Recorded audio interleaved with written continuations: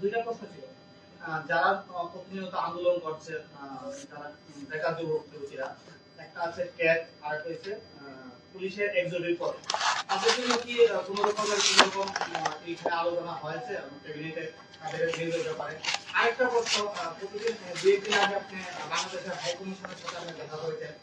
ত্রিপুরার যে রেল যোগাযোগটা, এটা কবে নাগাদ কলকাতা থেকে বাংলাদেশের যাওয়াটা কবে থেকে শুরু হবে, এরকম কোনো প্রস্তাব এসেছে? দেখুন, বাংলাদেশের অ্যাসিস্ট্যান্ট হাই কমিশনার গতকাল আমার অফিসে এসেছিলেন, অ্যাপয়েন্টমেন্ট নিয়ে এসেছিলেন, এবং এটা সৌজন্যমূলক সাক্ষাৎকার বলতে পারেন। বিভিন্ন বিষয় আলোচনায় উঠে এসছে, এবং আমরা যেমন আশাবাদী, উনিও আশাবাদী। উনি বাংলাদেশ সরকারের প্রতিনিধি ত্রিপুরা রাজ্যে। পরিষ্কার ভাষায় উনি আশা ব্যক্ত করেছেন যে আগামী দিনে আমাদের ভারত বাংলার যে মৈত্রী, ভারত সরকার, আমাদের প্রধানমন্ত্রী, আমাদের মুখ্যমন্ত্রী, আমরা যেটা চাইছি যে দ্বিপাক্ষিক সম্পর্ককে আরো উন্নত করতে, ব্যবসা বাণিজ্য সংস্কৃতি আদান প্রদানের মাধ্যমে, উনিও সেই জিনিসটাতেই জোর দিয়েছেন। রেলের বিষয়টা দুদেশের সরকারের উপর নির্ভর করবে। মাত্র সরকার গঠন হয়েছে, বিগত 4-5 দিন আগে সরকারের শপথ গ্রহণ অনুষ্ঠানও হয়েছে। তো স্বাভাবিকভাবেই সরকারের এখন প্রায়োরিটি থাকবে যে বিগত সরকারের যে উন্নয়নমূলক কাজগুলো আছে সেটাকে ত্বরান্বিত করা, সামনের দিকে এগিয়ে নিয়ে যাওয়া, এবং ভারতবর্ষের সরকারও আমরা সেই জিনিসটাই চাইছি। তো স্বাভাবিকভাবেই সময়ের উপর আমাদের নির্ভর করতে হবে। আমরা আশাবাদী যে নতুন সরকার বাংলাদেশের ভারত সরকারের সঙ্গে সৌহার্দ্যপূর্ণ পরিবেশে কাজ করবে, এবং দুদেশের সম্পর্ক যেটা বিগত দিনে ছিল, একটা ব্যবসা বাণিজ্য, বৈদেশিক পররাষ্ট্রনীতি, সমস্ত দিক থেকে সেই দিক থেকেই আমরা পুনরায় ফিরে যেতে পারবো, বা তার থেকে আরো ভালো হবে, বেটার হবে। আপনার যে প্রথম প্রশ্নটা, টেট এবং স্পেশাল এক্সিকিউটিভ, সেটা সঠিক সময়ে, এটা আমার এখতিয়ারে নয়, মাননীয় মুখ্যমন্ত্রীর এখতিয়ারে রয়েছেন। এবং আমরা চাই যে প্রতিটা চাকরি যে আমরা প্রদান করব সেটা যেন সুরক্ষিত থাকে, প্রোটেক্টেড থাকে, ভবিষ্যতে যেন কোনো আইনি গেরাকলের মধ্যে কোনো চাকরিজীবীকে পড়তে না হয়। ত্রিপুরা রাজ্যে বিগত দিনে আমরা দেখেছি 10,323, বিগত দিনে আমরা দেখেছি অনেক কেস হাইকোর্ট, সুপ্রিম কোর্ট পর্যন্ত গড়িয়েছে। এতে করে যারা জব সিকার, যারা অ্যাসপারেন্ট, তাদের তো কোনো ভুল ছিল না বা দোষ ছিল না, সরকারের দোষ ছিল বিগত দিনে, বিগত সরকারের সময়। তাই সেই জিনিসগুলো যেন পুনরাবৃত্তি না হয়, আইনি যে দিকগুলো রয়েছে, টেকনিক্যাল যে ফ্লস রয়েছে, সেগুলো দূর করে আমরা চাকরি প্রদান বিগত দিনে করেছি, এবং মাননীয় মুখ্যমন্ত্রীও চাইছেন এইগুলিও যেন আইনি যে দিকগুলো সেগুলো নজর রেখে যেন আমরা প্রদান করতে পারি। তো যখন আমরা চাকরি প্রদান করব, এই চাকরিগুলো যেন কোনো সময় হারাতে না হয়, খোয়াতে না হয় এই জব সিকারদেরকে, অ্যাসপিরেন্টদেরকে, সেগুলো মাথায় রেখেই প্রদান করা হবে। ত্রিপুরাতে যে কোচিং সেন্টার চালু করা হচ্ছে, এটা কি প্রথমবার হচ্ছে এরকম ব্যবস্থাপনাটা, মানে সরকারি উদ্যোগে? এবং আরেকটা প্রশ্ন হচ্ছে, ওই যে গ্রামীণ স্তরে মহিলাদের সংক্রান্ত যে কমিটি, এটা বডিটা কিভাবে তৈরি করা হবে, মানে এখানে মহিলাদের অংশগ্রহণ কেমন থাকবে? এটা সোশ্যাল ওয়েলফেয়ার দপ্তর থেকে জাস্ট গতকাল সিদ্ধান্ত গ্রহণ করা হয়েছে। এখন একটা নোমেনক্লেচার তারা তৈরি করবে, কিভাবে তারা সেটা তৈরি করবে আপনার সোশ্যাল ওয়েলফেয়ার দপ্তর থেকে সেটা পরিষ্কার বলবে যখন এটা ইমপ্লিমেন্টেশন হবে। আর কোচিং সেন্টার যেটা, এটা তো আমাদের প্রথমবার, গতবার বাজেটে আমাদের ঘোষণা ছিল যে আমরা করব এই অর্থবৎসরে। অর্থবৎসর এখনো শেষ হয়নি, চলছে। এই অর্থবর্ষ থেকে এটা আমরা সিদ্ধান্ত গ্রহণ করা হলো, এবং আমি মনে করি যে ত্রিপুরা রাজ্যের বিশাল সংখ্যার ছেলে মেয়েরা কোটাতে যায় বা বাইরে পড়াশোনা করছে এই অল ইন্ডিয়া বেসিস সার্ভিসের চাকরিগুলো পাওয়ার জন্য, তাদের জন্য যারা ফিনান্সিয়ালি একটু ব্যাকওয়ার্ড ক্লাসে রয়েছে, তাদের জন্য অনেকটাই সুবিধা হবে। বাজেট সেশন কবে থেকে শুরু হতে পারে? মোস্ট প্রবাবলি মার্চ মাসে, মোস্ট প্রবাবলি, যেটা এখনো বিএসসি বসেনি, আমি অফ দ্য রেকর্ড বলছি, most probably second week of March. হ্যাঁ, এটা এসওপি কি হবে তারা, হ্যাঁ, এটা হায়ার এডুকেশন দপ্তর থেকে করছে, হায়ার এডুকেশন দপ্তর। একটা বিষয় আপনি বললেন যে টেক উত্তীর্ণ বা স্পেশাল এক্সিকিউটিভ যারা আছে, বারংবার তারা একটাই কথা বলছে, ঠিক আছে আপনি যেটা বললেন এটাও আমরা শুনলাম, এরা বলছে যে আমাদের তো বয়স উত্তীর্ণ হয়ে গেছে। আমরাও দেখেছি যখন খবর করতে যাই তখন এরা বয়স উত্তীর্ণ হয়ে গেছে। তাদের উদ্দেশ্যে আপনি কি বলবেন যে আমরা বয়স উত্তীর্ণ হলে তো আর চাকরি হবে না, তাহলে আমরা অন্যদিকেও কোথাও না কোথাও অন্যদিকে ট্রাই করতে হবে। তারা বারংবার এইটা সংবাদ মাধ্যমে বলে থাকে। আপনি কি বলবেন? দেখুন, আমি আগেই বলেছি এটা আমার দপ্তরের এখতিয়ার নয়। আমি আজকে ক্যাবিনেট ব্রিফিং এর জন্য এসেছি, ঠিক আছে? আর এই বিষয় নিয়ে এডুকেশন দপ্তর ভালো বলতে পারবেন, মাননীয় মুখ্যমন্ত্রীর এখতিয়ারভুক্ত রয়েছে এই বিষয়গুলো। তারপর আমি বলছি যে সমস্ত জিনিসই আমাদের সরকার যখন চাকরি প্রদান করবে, তারা আইনি সমস্ত বিষয় দেখে পুঙ্খানুপুঙ্খভাবে চাকরি প্রদান করবে, এবং প্রতিটি ক্ষেত্রে টেট বলুন, স্পেশাল এক্সিকিউটিভ বলুন, টিপিএসসি বলুন, কোনো অবস্থাতে যেন চাকরি খোয়াতে না হয়, কেস যেন না হয়, সেই বিষয়গুলো দেখে চাকরি প্রদান করছে। নিশ্চয়ই জটিলতা রয়েছে, সেই জটিলতাগুলো নিরসনের জন্য চেষ্টা চলছে। এখন বয়স তো দেখুন কারোর জন্য আটকে থাকবে না, এই জিনিসগুলো আমাদের বুঝতে হবে। বয়স কারোর জন্য আটকে থাকবে না। আবার আমাদের সিস্টেমে আমাদের চাকরির যে বয়স সীমা, সে বয়স সীমা একটা ধার্য রাখা হয়েছে। জেনারেলের জন্য 40, SC STদের জন্য 45।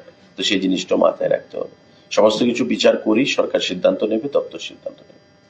গুয়াহাটির সঙ্গে আগরতলার ইন্টারসিটি ট্রেন নিয়ে কোনো পরিকল্পনা বাজেটা আগামী মাসে কি বাড়তে পারে, সেটা ইন্টারসিটি যে ট্রেন কানেকশন? আমরা দাবি করেছি, মাননীয় রেলমন্ত্রীকে মুখ্যমন্ত্রীও বলেছেন, আমিও পরিবহন মন্ত্রী হিসেবে রেল দপ্তরের সঙ্গে আলোচনা করেছি, মন্ত্রীর সঙ্গে চিঠি দিয়েছি। এগুলো সিদ্ধান্ত গ্রহণ হবে নিশ্চয়ই, কারণ বিগত দিনে এমন এমন সিদ্ধান্ত রেল দপ্তর গ্রহণ করেছে ভারত সরকারের, যেগুলো আমরা কখনো আশাও করতে পারিনি। আমরা না চাইতেও অনেক কিছু সিদ্ধান্ত তারা প্রদান করেছে। তো আমরা আশা করব যে আগামী দিনে আমাদের যে দাবি সেগুলোকে মান্যতা দিয়ে রেল দপ্তর সিদ্ধান্ত গ্রহণ করবে। এই রুটে বন্দে ভারতের কোনো ডেভেলপমেন্ট আছে? অ্যাকচুয়ালি ত্রিপুরার যে জিওগ্রাফিক্যাল লোকেশন এবং বন্দে ভারতের যে আপনাদের যে স্পিড, সেটা ত্রিপুরার সয়েল কন্ডিশন, সার্ভের উপর সেটা ডিপেন্ড করবে। তো আমাকে ভার্বেলি যেটা রেলমন্ত্রী বলেছিলেন একবার ডিসকাশনের সময়, যে ত্রিপুরার যে সয়েল কন্ডিশন ভারতবর্ষের অন্যান্য রাজ্যের সয়েল কন্ডিশনের মতো নয়, আর বন্দে ভারতের যে স্পিড সেটা অত্যধিক বেশি। তো আগামী দিনে একটা প্রস্তাব মাননীয় মুখ্যমন্ত্রীও পেশ করেছেন, তো ওদের কনসিডারেশনে রয়েছে। আমরা আশা করি আগামী দিনে বন্দে ভারত হয়তো বা ত্রিপুরা থেকে আমরা চালু করতে পারবো। কিন্তু ওই কিছুদিন আগে যেহেতু ফরেস্ট এরিয়া দিয়ে আমাদের যেতে হয়, একটা হাতির মৃত্যু ঘটনা ঘটেছিল, তো অটোমেটিক্যালি রেল দপ্তরের উপর একটা সেখানে কেস মানে ঠুকে দেওয়া হয়েছিল ফরেস্ট দপ্তর থেকে। তো সেই জিনিসগুলো রেল দপ্তরের মাথায় রয়েছে, চিন্তাধীন রয়েছে। সমস্ত কিছু বিচার করেই তারা আগামী দিনে সিদ্ধান্ত গ্রহণ করবে।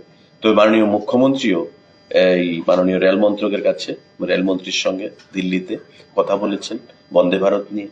আমিও কথা বলেছি বন্দে ভারত নিয়ে, যাতে আগামী দিনে চালু করা যায়। তা আমরা আশাবাদী যে সেদিন দূর নয় যে ত্রিপুরা রাজ্য থেকে, আগরতলা থেকে বন্দে ভারতের ফ্যাসিলিটি বা পরিষেবা রাজ্যের মানুষ গ্রহণ করতে পারবে।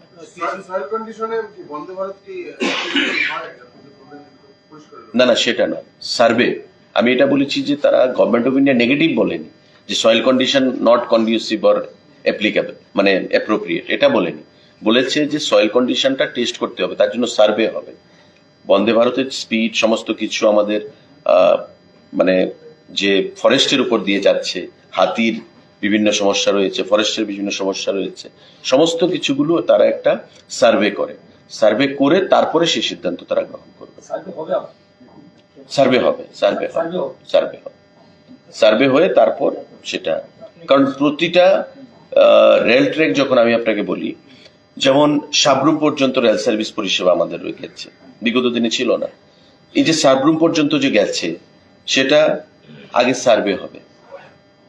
আমাদের ডাবল লেন, যে আমরা চাইছি না যে আমাদের ডাবল লেন করা হোক, এখন তো সিঙ্গেল না, আমরা চাইছি ডাবল হবে, তারও সার্ভে কাজ মোটামুটি সম্পন্ন হয়ে গেছে। তো সমস্ত কাজ যখন হবে, তার আগে আমরা যেমন ডিপিআর করি, প্রজেক্ট করার আগে তো ডিপিআর করতে হয়, কনসেপ্ট নোট দিতে হয়, তারপর অ্যাডমিনিস্ট্রেটিভ অ্যাপ্রুভাল আসবে, তারপর স্যাংশন আসবে, তারপর আপনি টেন্ডার করবেন, কাজ শুরু হবে। তো এই জিনিসটাও আগে সার্ভে করতে হবে। এবার সার্ভের রেজাল্ট কি আসবে তার উপর ডিপেন্ড করবে যে কবে হবে, কিভাবে হবে, কখন হবে, সেই জিনিসগুলো